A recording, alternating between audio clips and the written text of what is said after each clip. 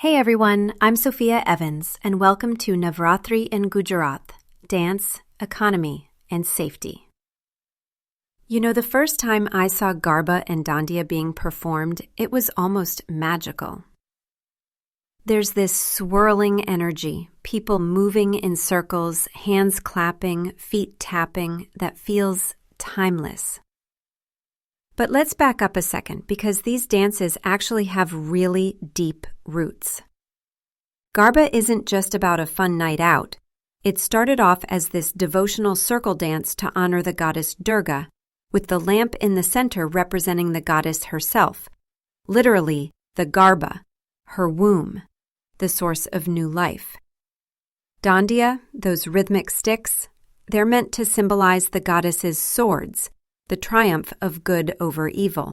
But if you drop by a Navratri ground in Gujarat these days, especially in Moradabad or Vadodara, well, let's just say your playlist is more likely to feature electronic beats than traditional dhol. Gen Z, let me tell you, they've remixed Navratri. You'll see the same gorgeous chaniya cholis, layered jewelry, and those killer dance formations. But instead of classic folk songs, you get Bollywood mashups, EDM remixes, and DJs spinning all night. There's a real blend happening. Traditions meeting new tech. The old steps looping with new moves. And okay, a little story here. When I was in Vadodara last year, I interviewed this elder dancer, probably in her mid-70s, who'd been part of Garba circles for decades. She told me, almost wistfully, how she missed the old folk songs she and her friends would sing without mics or speakers. But there was a sparkle in her eye as she talked about the energy of today's DJ-fueled nights. She literally chuckled and said, well, at least these kids still dance together in a circle. That's what matters. There's something wonderful about seeing the generations collide. Maybe a little friction, but a lot of pride, too. And that's actually the beauty of Navratri. It stretches from ancient spiritual ritual all the way to, something resembling a vibrant music fest. But you can still feel the roots if you look close enough. It's dance floor beats, neon lights, and smartphone live streams wrapped around a really ancient story. Now, let's shift gears a bit, because beyond just the moves on the dance floor, Navratri is, honestly, an economic engine for Gujarat.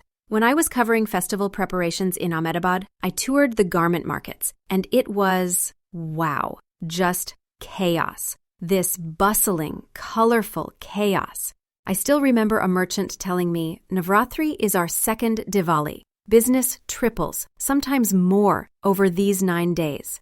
And that's not just limited to textiles. We're talking food vendors, sound and lighting tech guys, makeup artists, and small businesses. Everyone gets a piece of the pie. The numbers back this up. According to event organizers, this blew my mind. Garba festivities alone become a commercial business worth over 7,000 crore rupees annually. That's from major commercial Garbas, ticket sales, sponsorships, and all those support services. Even the hospitality industry in cities like Ahmedabad and Surat kicks into high gear, with hotels at full capacity and NRIs booking months ahead just for this festival. There's sort of this global echo, too. Merchants in Vadodara told me that they usually export thousands of Navratri outfits to the US, UK, Africa, everywhere Gujarati communities celebrate. And it's not just big business. The ripple effect is real. Local artisans start preparing months in advance, embroidering chaniya cholis, crafting jewelry and dandiya sticks, all by hand. Food courts at the Garba grounds sometimes rival the dance floor in size. And small vendors might make most of their annual income during these 9 nights. You feel it, walking those markets at the festival's peak. Everyone from hotel managers to taxi drivers to food stall owners is, honestly, just hoping for a great Navratri because for some, it keeps them going the rest of the year. It's wild how an ancient dance ritual now powers big segments of Gujarat's economy, connecting everything from rural craftspeople to high-end event organizers. That's why even in 2020, when the government banned Garba for COVID, it wasn't just about losing a dance. It was a massive loss for the state's economy. Few other festivals can say they pack this kind of economic punch, you know? So, lively music, booming economy. But when the sun goes down, there are real concerns about safety, especially for women. Navratri nights in Gujarat are famous for these huge crowds, everyone dressed to impress. But with that energy comes vulnerability too. According to Gujarat Samachar, just last year, there were 62 reports of eve-teasing across Gujarat during the festival, all through the 181 Abhayam Women Helpline. Ahmedabad, in particular, topped the list with 18 cases, including 5 just from Navratri venues. And these calls mostly came in between 8 p.m. and 5 a.m., basically right when Garba events are in full swing. Now, I should say, the authorities have made some progress. There are now more rescue vans dispatched, more female security staff on site. Even tech solutions like safety apps and ride-sharing checks built into the event routine. At some Garba grounds, organizers have invested in better lighting, camera surveillance, and you'll notice security teams with women officers present. I had a conversation with a university student in Rajkot.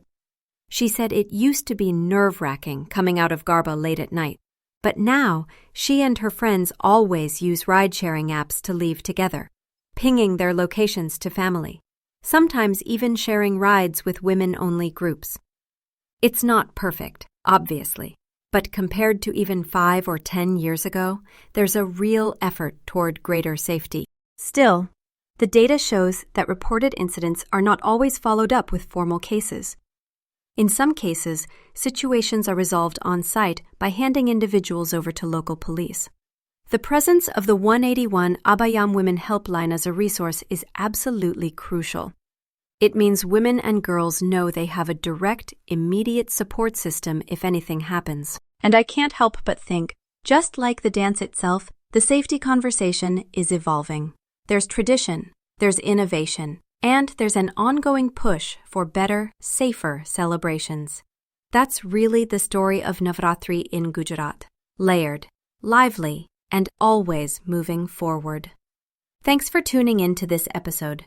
There's so much more to dig into about how festivals shape us, and I hope you'll join me next time as we keep uncovering these stories together.